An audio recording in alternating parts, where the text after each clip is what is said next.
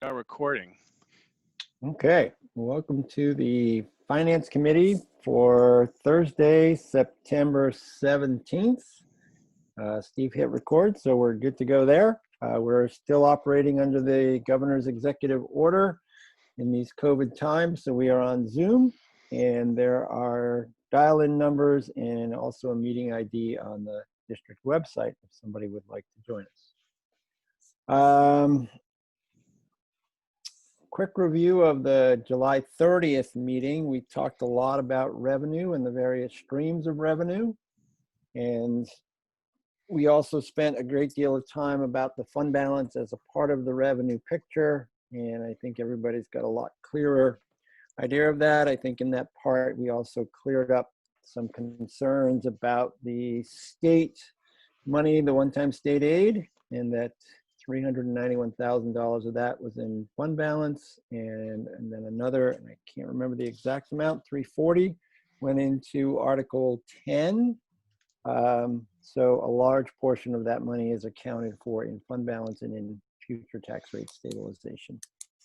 So thank you guys for that. We missed August because it was frenetic for you folks. So thanks for getting us back on track. And Steve, I guess today we're going to talk about state funding and grant money. Sure, and can we do a quick motion to approve the minutes so we can get those public and all that fun stuff? Sure. I'll make a motion. I'll second. All right, so any discussion? Aye. No discussion. All in favor of approving minutes? Aye.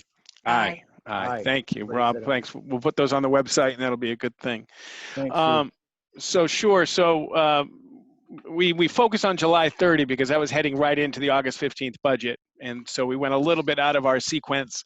Back in July 9th, we were taking a look at the overall budget picture. And one of the things that we wanted left over to talk about was state funding. And because it is an interesting exercise in Hampshire to unpack state funding a little bit. So I'll just do that and Michelle can kick in. So when I first started my graduate work at Notre Dame College, if you believe it or not, in Manchester is where I got my first admin degree. We had a guest come in, and back then there was a formula in Hampshire called the Augenblick formula. So the Augenblick was a guy from Kansas, and he created an Augenblick formula. And then, of course, Andrew Walensky and a whole bunch of people sued the state and said that the state wasn't providing an adequate education. And our own R.P. Saunders, who served as part of that, looked at the New Hampshire Constitution and went back to the word cherish, and that it's a cherished responsibility. R.P. did the research and said cherish means it is a state responsibility. So that's where we got to. Our current iteration of state funding is the Claremont decision, and R.P. Saunders, who was a board chair for, I think, probably hired both Michelle and me. And so I really enjoyed learning from R.P. So how New Hampshire state aid works. And so there is something called base aid, and that is an entitlement and base. So that's base aid is about $3,700 per child. So every child that goes to a public school in New Hampshire, the state chips in $3,700, a little bit more than that. And that's gone up a very little bit, but it has gone up. It used to be $34.50 a few years ago, but I don't think there is an index anywhere, Michelle. It just goes up when the legislature decides it goes up, I think. So right, I think there's new talks about that at new meetings and stuff about changing things, about CPI, tying it to that or something. Now they came up with $3,700 per child based on the minimum standards, if there is such a thing. So there are state required minimum standards. Like we have to have a school counselor, right? We have to have certain things we offer. And when they did this, they looked at bachelor's one single years and years ago. They went the minimum. Hey, they said, you can put a bachelor's one if you want, fire everybody every year, hire a bachelor's one every year. I mean, you couldn't do it.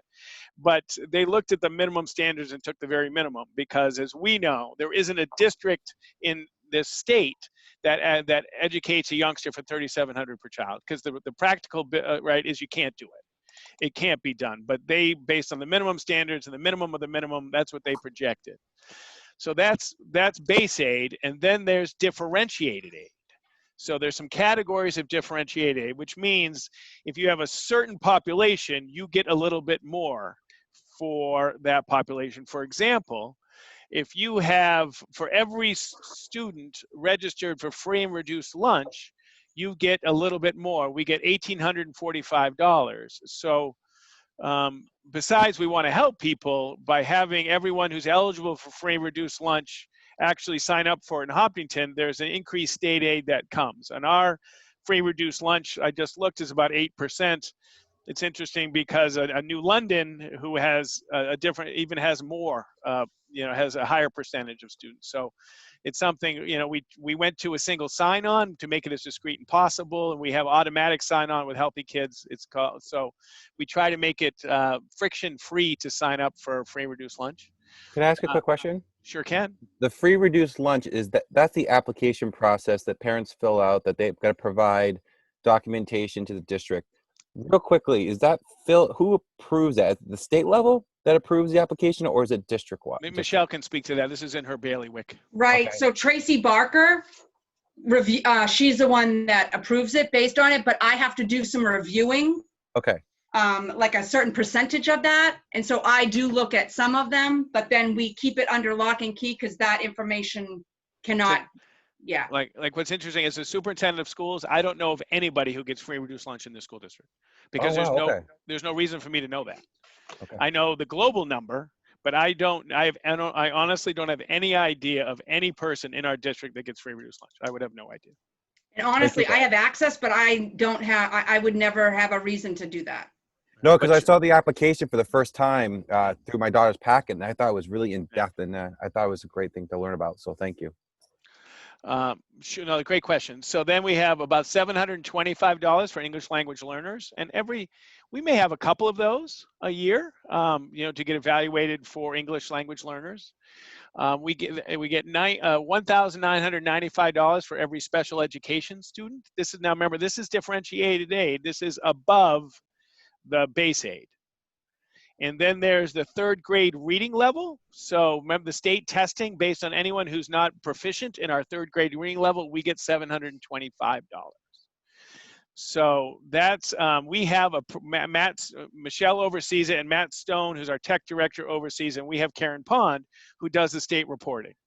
And so she completes it, we work together, and then I certify. So this has to be sent to the state so they can determine our adequacy, our education funding from the state. So there's a couple of other areas. One is called the statewide education property tax, and that came as a result in 2011. And that is a very funky way to fund education. So in response to the suit, the state said $363 million has to be raised statewide. And in order to do that, instead of doing an income tax or a sales tax, they did a statewide property tax. And so they take all the property value in the state, divide it into $363 million, figure out the cost, which is like $6 per thousand, and then assess that to the amount of property. We have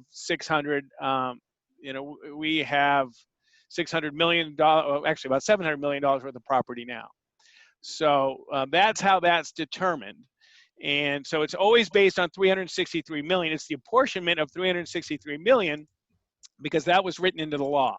That's how much is coming outside of the other avenues, which we know are lottery, real estate transfer tax, business profit tax, all that stuff. The others is coming from statewide property. Now, what's interesting, when I first started, when I first heard, I sat at a superintendent meeting and they talked about adequacy and they put up this giant chart, and there was something called a donor town. So a donor town was like one of the colleagues I'm closest with happens to be the superintendent in Moulton Borough. So Moulton Borough has $3.2 billion worth of property for about 400 kids. We have 700 million for over 1,000 kids. So Moulton Borough, for a very small minute, had so much property that they assessed a statewide property tax number that was really big, And anything that was higher than adequacy was going to go to the state as a donor town. So they would have to give more, but that stopped. I don't know how long donor towns, but I actually asked a question once. I go, what about donor towns? And they all laughed at me, said, Steve, those have gone away years ago, because I had always heard that notion. So a district like Moultonborough has more, their owed statewide property tax is higher than their adequacy. So they don't get any state aid, but they don't pay any surcharge either. So in theory, anything above the state aid, they would send to the entire state. And that would distribute it based on very high valuable towns, right, than property poor towns. And Hopkinton is considered in the state of New Hampshire a property poor town because we have less than $1 million per child of property. We have about 700, right? You divide 700 million by 1,000 and you get 700,000 per kid, less than $1 million. So we are a property poor town. And that's what people don't understand. We're not different than Newport, Claremont.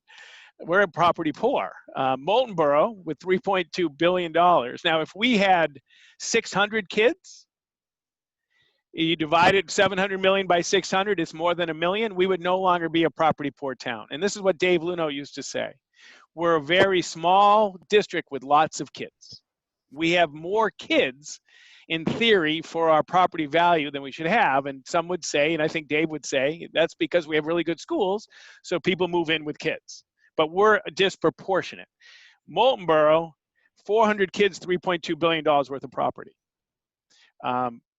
New London, a very small number, $2.3 billion. Like, I didn't realize Kearsarge School District has gobs of property. They are a incredibly property wealthy town. We're just not. So that's swept. So we have a swept, but that stays here. Raised here stays here. So that's why it's specious to call it a statewide, because that's coming off the same people who are paying their own personal property tax. So that's why I'm not a big fan. Now there's a couple other areas. The stabilization, years ago, they increased property taxes, state aid for some very poor towns, Claremont, Newport, Berlin, and because they saw a huge disparity. And so they gave them each year 4% increases. And then a couple of years ago, the budget was tight, they cut it. And so very, very poor towns were losing lots of revenue, it was killing them. In the last budget, they added, they reinstated stabilization. So we don't get stabilization. We've never been, incredibly poor, right? We're not that poor. We're $300,000 from $1 million per kid. But if you were very, very poor, they gave you a little extra money. And that last legislature reinstated that. That's called stabilization. And then we got something new. We got the fiscal disparity aid because we were less than $1 million per kid. That was the extra money, the $650. That was 1 year. They're not sure if that fiscal disparity is going to be back. But so I always used to wonder, where does the money come from? So the state comes from the property tax, business profits, lottery, meals and rooms, tobacco, real estate transfer, and utility. All pieces of that goes to fund the state education piece. And that's what we get, which is a couple of $1 million and what, 3.2 million, something like that, Michelle? But that's how the state works. You get a base, you get differentiated, and then you get some based on your community. Differentiated is the individual student, and then you get some based on your community. And Dave Luno is chairing a commission trying to look at equity in schools. He's doing a lot of work on it. Questions for me? Does that help? It does, very much so.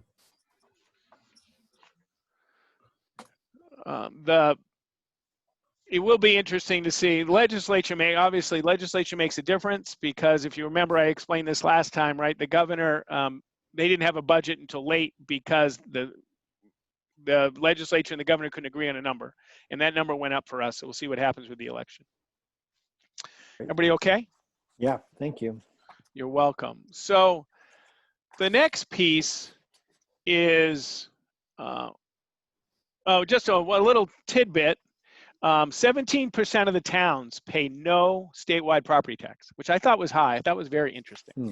That means those are the lake monies, or those are things like that. That's for Hopkinton? No, in statewide. So the 17% of all towns don't pay anything into the SWEPT. Okay. Let's see. So let's talk a little bit, because I know, Norm, you've had some questions, and I'll find. I'm just going to find the piece real quick about our grants. So we get, and the grants that we're talking, we just talked about the state grant, and now we're going to talk about federal grants. So we get adequacy aid from the state, and now we get money for the federal law. And and Michelle, kick in, please. So our biggest grant is IDEA in preschool, and we get about $200,000.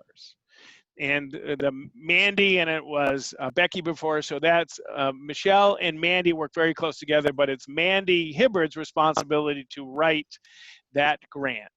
And so we do pay for some positions in that grant, we pay for supplies in that grant, we pay for training in that grant. And this is one of my issue. One of the things when I get on the soapbox, I think Rob heard me say this, and Norm, you too, we were on one of the calls for financing. IDA was written with the idea that the federal government would fund it at a 40% level. And currently they fund it about 15%. And when I had a chance to speak with a presidential candidate, and I did the walk on the first day of school, it was a candidate, that was one of my things to talk with presidential candidates about, is fully funding IDEA, because that would help every school district in the country. It would be a 25% increase. So, from 15% to 40. But that's IDEA. So that's our biggest grant. So we have 4 other grant areas that we receive. We have Title I, which is about $68,000. We have Title IIA, which is $33,000. Title IV is $17,000. And then, of course, we've talked about our CARES or ESSER, right? The CARES, the COVID stuff, about $46,000. So each grant has rules. It has Title I we use for reading support. That's how we do it. So we work with our staff to, again, training and staffing in Title I. That's our major focus on Title I. And it's at Harold Martin. So our only place we can use Title I funds is at Harold Martin School. We're not a Title I district. So if we were, so some of this is based on our free reduced count district-wide. And if we were, like, I looked at one district at 60%, they're probably a Title I district, which means you can use Title I monies district-wide. Title IIA, and this is kind of funky. When I first was a principal, this is when I first learned about Title IIA and these funds. One of the major categories is class size reduction. And I was like, oh, wow, we can hire teachers. But our total amount is $33,000. Oh, wow. But in some districts, if you got $400,000, you would reduce class size in some areas, and you would use this money in that area. So we use Title IIA under the notion of professional learning. This pays for conferences, for innovative practices, for professional growth. And how it works and how they all work is we have to apply. So Michelle does all the finances for all our grants. Like, I may write the education language, and then Michelle will do all the cost language, and we work very close together.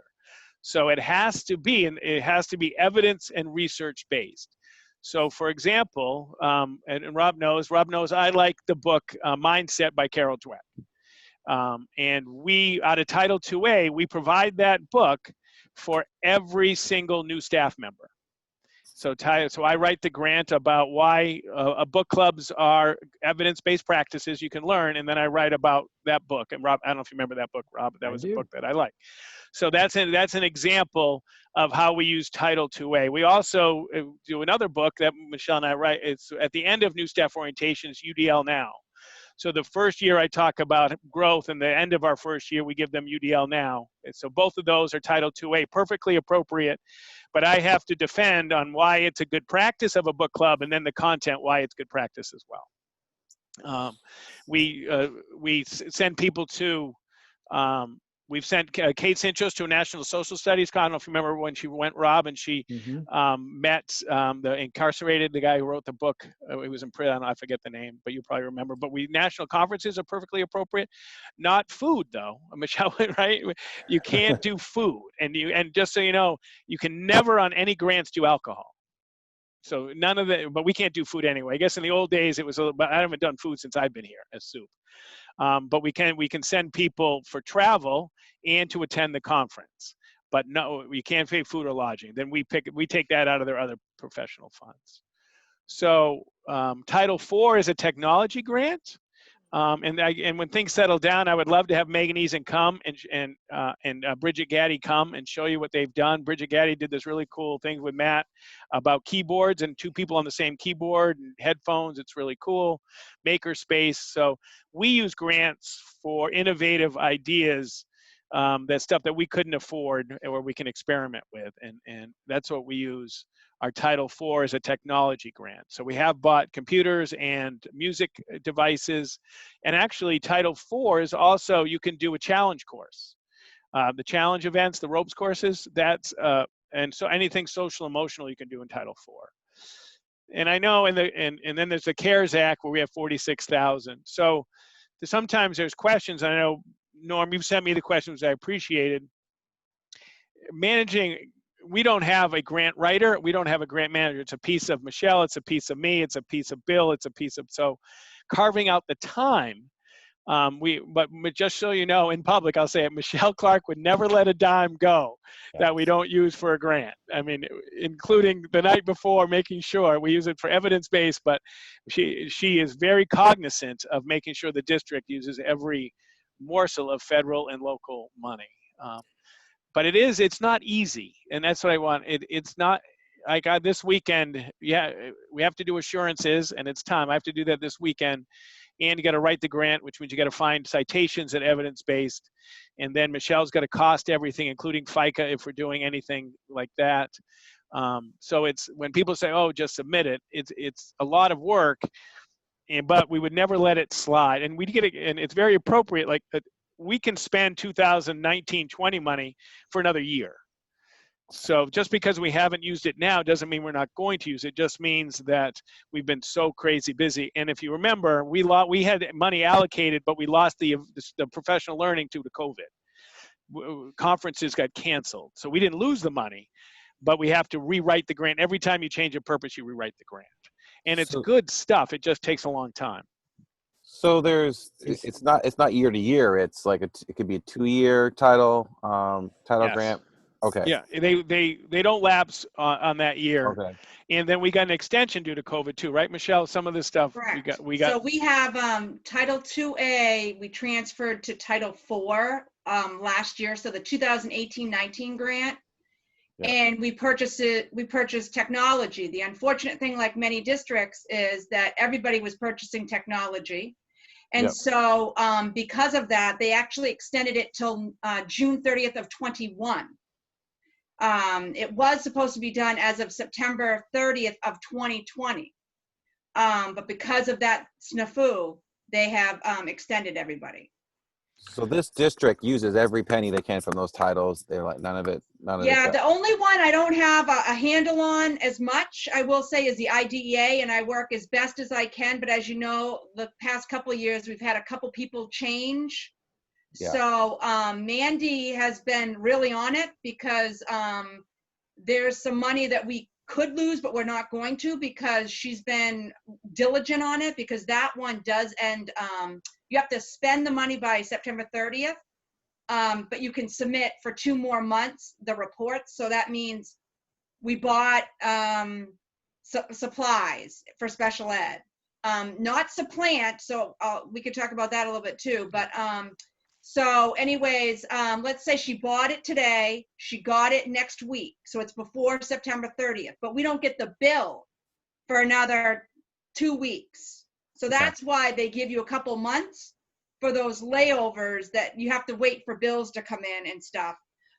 So that's reporting. Rob, So you could hit me. I have one last question before I lose it. No you're doing problem. great. I got a quick question about grants too. So go ahead. So you mentioned that we use these title grants in order to fund a position. So if I'm putting a position into the budget for $60,000, Steve, walk me through how that works in the budgeting process. Is it part of the article, or is this something that's a separate thing? Because if you're using an article to fund a position, if you're using the budget, if you have it in the budget that you need to spend Right. $60,000 at position, but you're using this title money, what happens to the $60,000 that you put into the budget? Is that going to Yeah. unreserved, or? Michelle, you want to talk about that, how we budget for positions that we're going to eventually use grant money? Yeah, so like Title 2A, we don't budget any positions in that. It's really Title I and IDEA. So we've been having positions in those grants for, I want to say, even before I came here. So for 17 years. So the majority of that has been always consistent. What I mean by that is we don't add any more new staff because we don't have the money to. Once in a while, this happened about, if I had to guess, I'd say 5 years ago, there was more money put into IDEA. So we didn't take a position that we had and put more fund, just change the funding, because that's a no-no and can't be done. That's called supplanting. Got it. So what you have to do is create a new need. There has to be a new need. And then that is how you're funding that for that position. So it can't be an example of this budget that we just passed. We cut a special ed teacher and we really still needed it, but we were going to go and add it in a grant. You can't do that. Right, that would be supplanting. Always had it in the budget. Perfect. It's not now the federal responsibility to fund that position. I hope I explained it good enough to. I think you did That's great. perfect. Thank you guys so much. That's clear. And just a funny story, my very, very first board meeting, we're talking about this, and I said the district will be supplanting. And everybody was like, Steve, because you can't say it. I would say supplement. But anyway, I'll never forget that. My first board meeting as superintendent, I said exactly what you couldn't do. It's really funny. I thought it was funny. They didn't lock you up, so you're good. So this is sort of like Peter Pan world, but way back in Hollis Brookline, I was on the grant writing committee for 2 years, and it was hard and I was terrible at it, and there were people there that were good at it, but we were going after like oddball small grants. And I guess I do know, because through the ski club, we got a good grant through New Hampshire Trails that bought us a snow machine and some grooming equipment. If there were folks in town that, and I know one of these people, I won't say her name because she'll be mad at me, that might be interested in that. Is there the way that we could set that up and perhaps go after smaller grants that are outside of these domains? I don't even know what exists. And we do, but yes. And as long, one of the things that we've learned, right, Michelle is integral in logging and supporting the grants. Like we had our first robotics write a grant for the state to get some first robotics. And we do, this year we have maybe some artists and residents people working on a grant.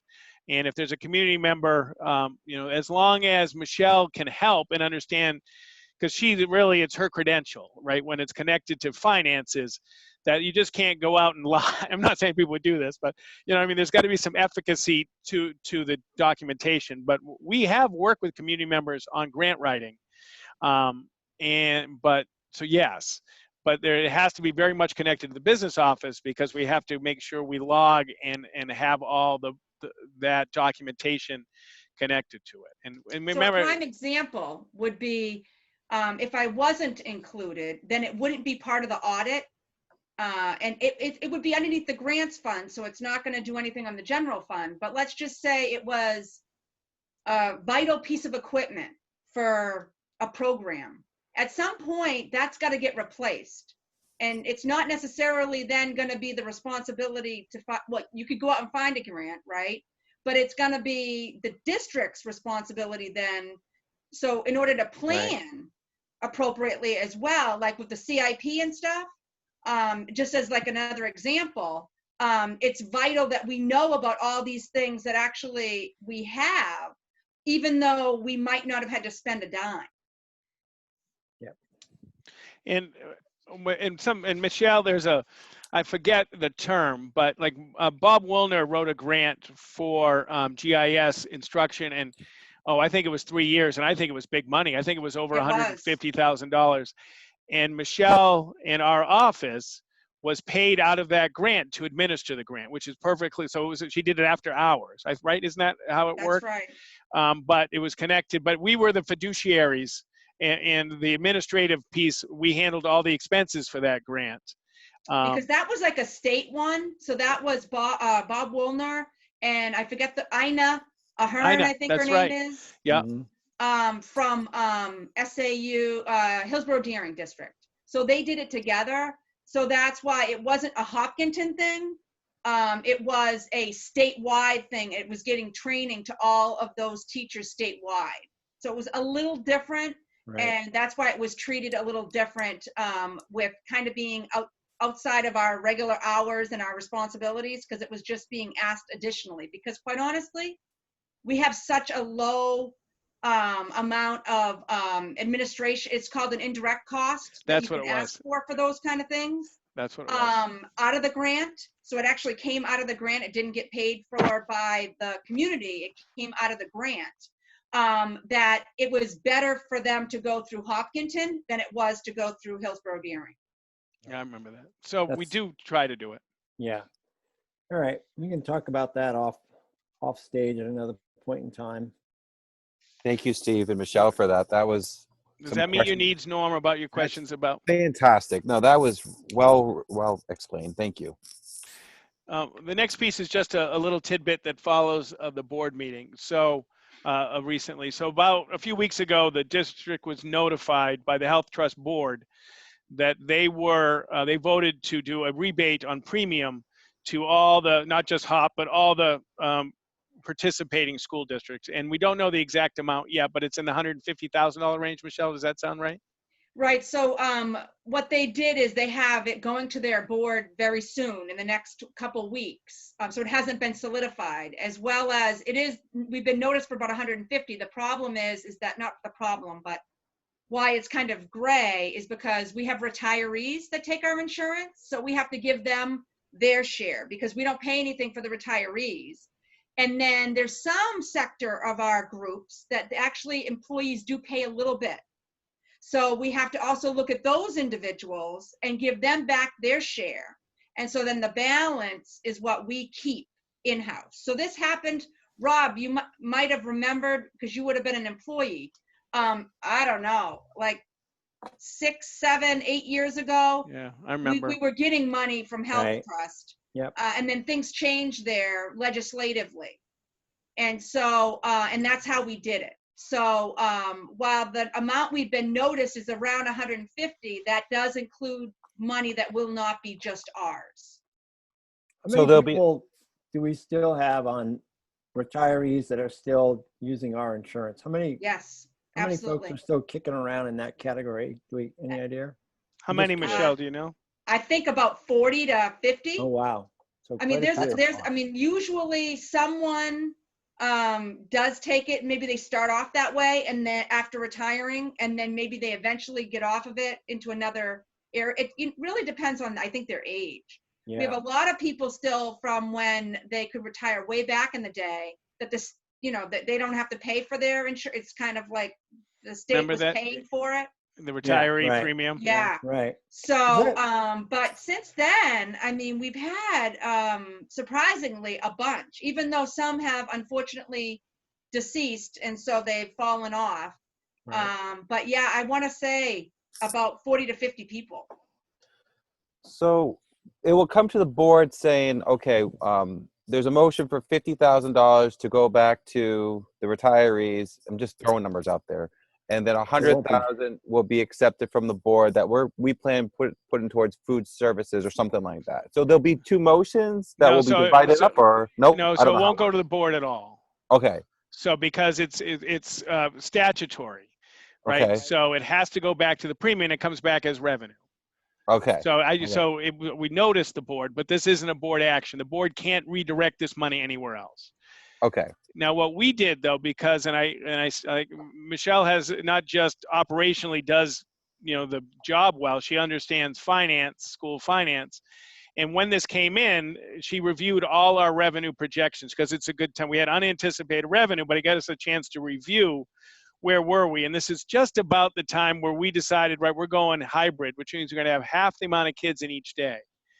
So there's no question that we're going to have 50% of our kids in each day. That's going to have an impact on our food service program. And we have evidence, right? Michelle did the study on how much, when we went full remote, how much we lost in revenue. So there's less kids every day buying school lunch than we've ever had.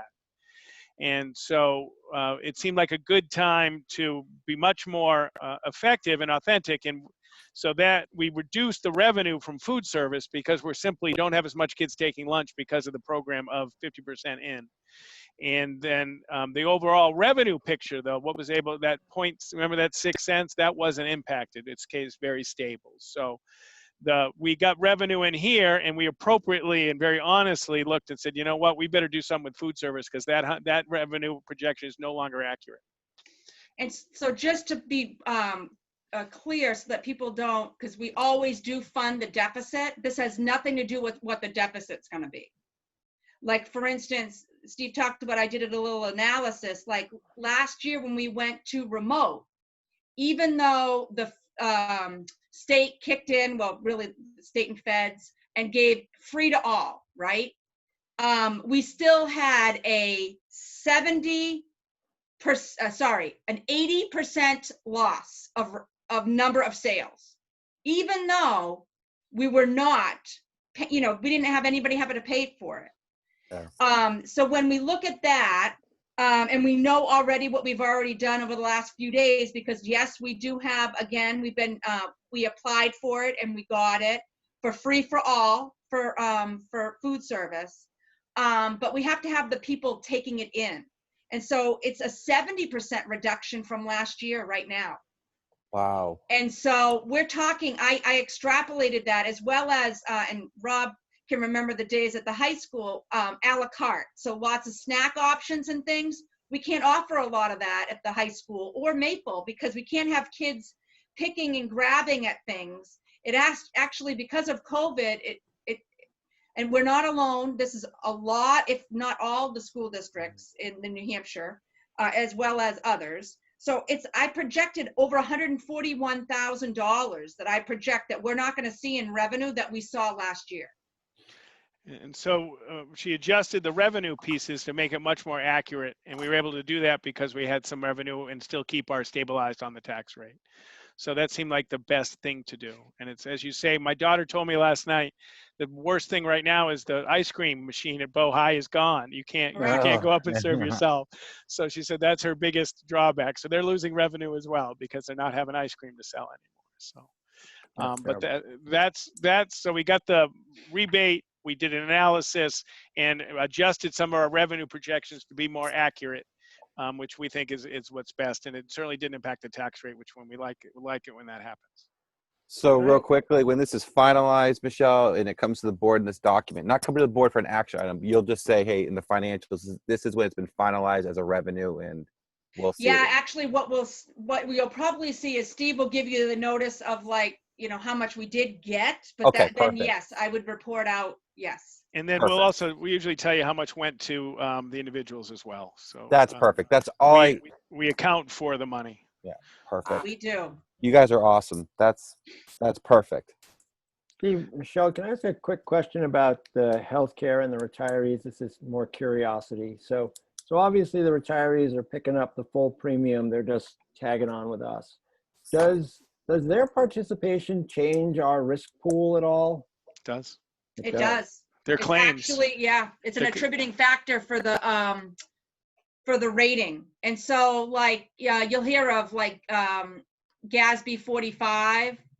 So in the audit report, if you look at it, we hire an actuarial. And what the actuarial does is I have to provide them lots of data on who's in our pool of health insurance, because there is an additional cost that we actually don't see yet, but right. Kind of what you're alluding to. Yes. Yeah, So, it factors in on the claims, which sets the premium. so on the legislative side of things, if there was somebody over at the State House who could figure out a way to cleave that off of there, where they could still buy into ours, but it was a separate risk pool that affected their premiums, but not our employee premiums, we would probably save. Right. I mean, Oh, yeah. I can't imagine us not. And what's interesting, right, it's a state law Yep, it that is. requires, like, we can't say a retiree can't join and keep our health insurance. Right. It is required. It's another unfunded mandate, right? Because they require us to do it, but they don't chip in. I mean, one thing that has to happen is that they have to be on the plan the year that they're retiring. So that's the only kind of caveat. Like you could have somebody that was always taking the buyout, and their last year of employment, they go on our plan because they know that they want to use, the ability to buy it. On the surface, it looks like it's no skin off the district to do this, but in reality, it is. It's no premium share, but it impacts the premium. Yep. And Michelle and I, I started just taking a look at the Hudson docs, and in there is values for each person on health insurance. And if you look at their premium is a lot higher than our premium. Yeah. And so if you think about a district like that with the number of retirees, Rob, it could be, if we're 40 or 50, that could be 1,000. Right. And, so it's just interesting to take a look, because I don't know if you were in, but we did my first or second year, we did a study of health insurance with all the associations, and it's 94%, 6% is premium. I mean, it's claims.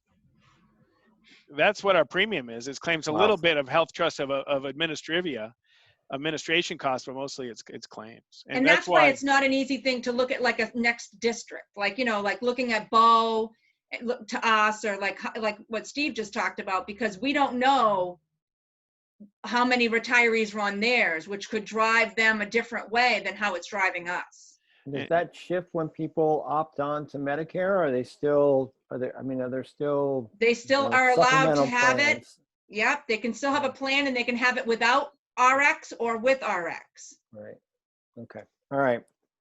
Sorry to digress, but No, it's good. That's a very important piece of information to share. I never knew that. This is what's great about these meetings. So everybody doing okay? So that covers the health trust, the grant states, that everybody all right? I don't know how much you want to keep going, or if there's a natural break, but I'm happy to, Michelle, I made it so if you wanted to share your screen, if we want to get to the object versus function. Yep. And Michelle shared with me, I think she's going to share with everybody, she gives a budget primer to all the principals and all the department heads just about how to do it. And in it is the hierarchy, I don't know if that's the right term, but it's the hierarchy of different terms. Right. So this, as you see, that's like a 23-page document.